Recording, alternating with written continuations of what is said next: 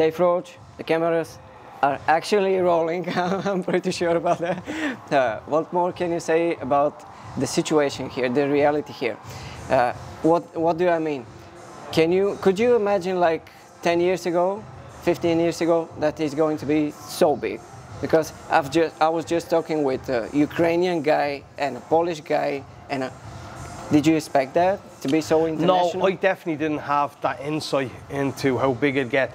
John Kavanagh did. John Kavanagh always knew. He was saying to me always like, this is the fastest growing sport in the world. This is going to do well. This, that. Really, even from the beginning? Yeah. John Kavanagh he had a great foresight into it. I didn't. I just didn't think it would be as popular as it was. I would catch on, just because of, you know, back then it was kind of frowned upon with the violence.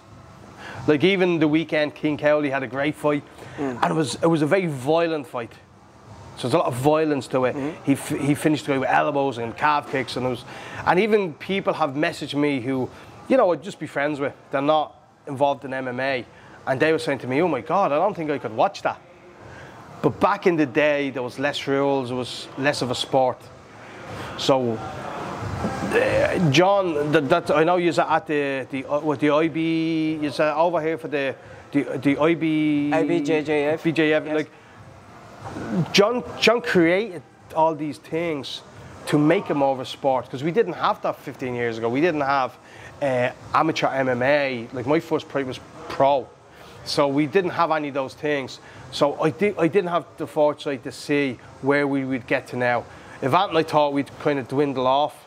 It was just for a few crazy guys, you know. So it's amazing to see. And then Conor coming onto the scene again, like that just changed it. Not like people say, oh, Conor brought like an Irish audience. I believe he brought like there's a worldwide audience, the whole world, like everyone. Like you go anywhere and they're real. Oh, you see, do you know Conor? Do you ever like touch him? You know. So it was. He changed on the worldwide That's scale. what Dana White said. I would agree with when that. I was in California. Did he? Yeah. He said that Conor McGregor changed the scale, not here in Ireland, not in Europe, but in the whole world. Yeah, I would agree with that. Yeah. What about you personally? How different it is for you now, the MMA reality, from this 2000 when fighting with Smith and Lowry and things like that? Like I love it. It's great. It's great to see like the guys being able to make a living off it. It's great to see guys being able to fulfill their dreams. So there's so many opportunities now. So for me, I'm almost, as a coach, I'm almost living through the fighters. So love being a coach, and I love seeing the guys do well and the team do well. So yeah, it's almost I feel like it's kind of gave me a new lease of life. As in I was a pro fighter, and there was just very little opportunities when I was fighting, and now there's loads of opportunities. So I'm really enjoying that. Seeing the guy, like when the guys fight, I feel like I'm fighting. So I'd be very invested in them, you know. We could see that you're kind of invested to the limit in all of your preparation, all of your trainings here. Yeah. Is it like that every day? Every day, yeah. You got you seen today we have, I don't know how many guys, 40 guys on the mat, 50 maybe. We had a lot of guys, and every day it's like that. Me and John are here every day, giving 100% to the guys, you know. And yeah, you kind of have to. Is it okay for you that you're probably, for the most of the audience, like you're the guy in the shadow, like the secret weapon for SBG? You don't like secret weapon. You don't, I don't know if I've ever been called that. You don't actually like the spotlights and all the media things. Like I just don't. Yeah, I just wouldn't be great on camera. So when people ask me, oh, speak to one of the other guys. You know, I'm not. I'm not. I never kind of. Me and the camera were never friends. You know, I would prefer. Like some people are very good talkers, and they love being, and they could be very good at promoting the sport. So I would say, look, if you want someone to promote the sport or the club or different things, I'd say speak to that person, speak to that person. Like you seen Will had a great interview, which is great speaker, you know. So that's kind of why I shy away from cameras, you know. What is it like for you to work with that kind of guys, like with heart mentality? Unbelievable. Like, very inspiring to me that they never give up. So when I see them training so hard and they give 100%, I have to give 100%. I can't give 90% or, you know, come in and not be prepared for what, you know, like we would know our coach nearly, you know, next week. You know, we have a curriculum, we know what we're doing, coaching. We might see something in fights generally, and we would say, like, I showed what took place in the fights the weekend, you know. So that's what I taught today. But yeah, we're well prepared for that, and again, giving 100% because we know they do. You're kind of unify them because they're so different. So how can you manage to do that? Like every day, you're so invested, like you said. Yeah. You're so invested in this, like every day. What's the end point of that? Is there an end point, or? That's a great question, actually. That is a great. What's the end point? Like, I know, like, so like you'd see coaches.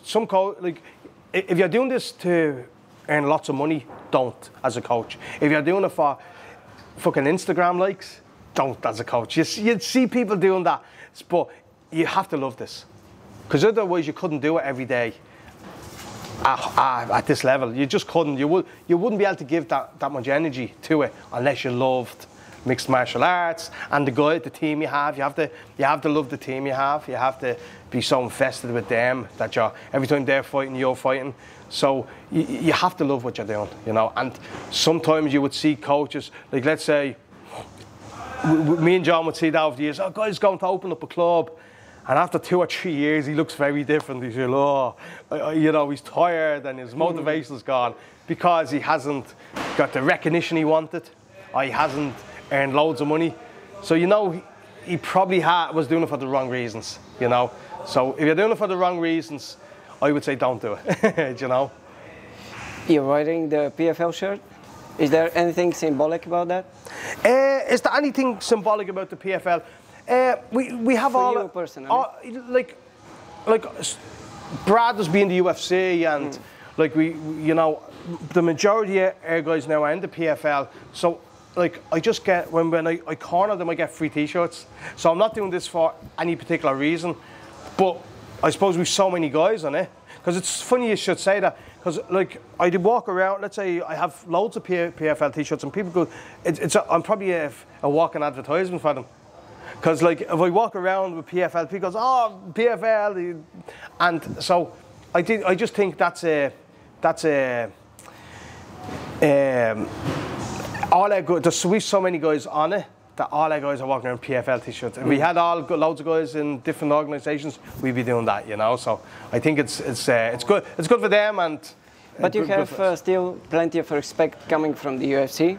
Oh yeah. We have like Brad Katona is there in 3 weeks' time, 4 weeks' time, is it? He's 4 weeks. He's fighting in Montreal. 3.5. 3.5. Yeah. So yeah, that's looking forward to that. You know, I expect a big win on the night. Brad's looking fantastic. I very much liked in your training now that Brad is like everyone else. He's not trying to be a star, like the same as Will. They're not starstruck. They're not. Yeah. Look, who am I? I'm the big champion. I think that's a great thing we have about the club. Like, even you get someone as famous and as gifted as Conor coming down. He's on the map like everyone else. So all our fighters are like that. Brad, Conor, Will, all good guys who have achieved great things. You know, no matter where they fight, they're on the mat and they're very humble and very coachable. And that's important. Did you expect it in the beginning for Conor to be so much of a, like, I don't know how to say that, something giant for the MMA? Yeah, it was kind of funny. Me and John were talking about that. He's such a personality, a great personality. We were saying, Jesus, if he gets a little bit famous, he will get very famous because he's so rich personality. Very entertaining, yeah. He's very funny, and just you see people are very drawn to him, you know. He's a great presence about himself, you know, and I think that was, people were just drawn to that, you know. Can you teach that? Can you coach something like that? I don't think so. I think that's just, like, maybe not even personality. That's, yeah, I think that's in different walks of life. Like, yeah, like if Conor had gone to playing different sports, that personality would have just boom exploded through, you know. So I don't think you can teach that. I think you see people trying to mimic it, and it's very difficult to. So I'd say, look, be yourself, and if you have it, you have it. We can see it in Colby Covington. Yeah, if you have it, you have it. But if you don't have it, don't try force it. It's definitely not working. Yeah, no, yeah. It's not the same thing, actually. Yeah. Because they don't have it in them. Yeah. It's not in them. And different personalities. Like, we'd have some guys on the mat who are very quiet in themselves, and they don't really talk much, and that's their personality. Like, let that shine through. Be yourself. But at the same time, probably you're going to agree with me. That's something that's promoting. That's something that's selling. Because I was talking to Colby Covington at UFC London. It was like last year, no, the year before that, 2023. And he was coming down from the stage, coming down from the press conference. And all the guys there from the media are like, what piece of shit, you know. But he went through us, and he said, since he was no longer in front of the camera, he came to us and said, "Thank you guys, thank you for your time, thank you for your time." I heard he's a great person, yeah. And I was like, and I asked him, "Oh, why are you not like that in front of the cameras?" Yeah. And he was saying to me that it will not sell, and he was going to be released from the UFC. Yeah. So he felt like some kind of pressure to do that. And that's, I find that sad now in MMA, that sometimes it's like if I'm being really honest, almost like guys have to sell themselves and be false. And I know it puts seats on bums, but you know, I'd be a very purist, so I love, you know, have the best fighters there, you know, have the best fighters there. So it's kind of sad when you see someone like Colby Covington. He's a great fighter, he's getting released, and then he has to spice things up. You know, it'd be great if he didn't have to do that, you know. But I do understand it is entertainment, so. You know, the UFC wants to sell tickets, so unlike all promotions, they want storylines and enemies and drama. So, which SBG fighters can you say that probably they're going to be huge stars, like fighters, like Brad? Like so many here. Like, I'm afraid if I say one name, I'd have to say 10, because we've such a gifted team. I could give you names, but I know I'd leave someone out and they'd be angry. So I just think we've a whole new wave of fighters coming through that are very gifted and doing big things. And I think that you have that team mentality here. That anyone is part of the team. Doesn't matter if. That's important to me. Like I'm very a team. Like, I think you're only as strong as your weakest link. So I want everyone to work as a team out there. If you get guys out there with egos and they're trying to beat each other up, it's not going to work, and they're going to injure each other, and they're going to get hurt. And that's why I say to people, it's okay to be out there and to lose on the mat. Lose with your teammates and improve, you know, and don't be trying to win every round, you know. Be competitive, yeah, but like, if you get caught in something, tap, don't get angry, you know. So that's a big thing for us, you know. We try and be 1% better every day. There's actually a young girl here, she won the IMAFs, and that's it. She has a little vlog, and she goes, 1% better every day, and I love that, you know. So I think that's what we should be aiming for. What more can you say about Will?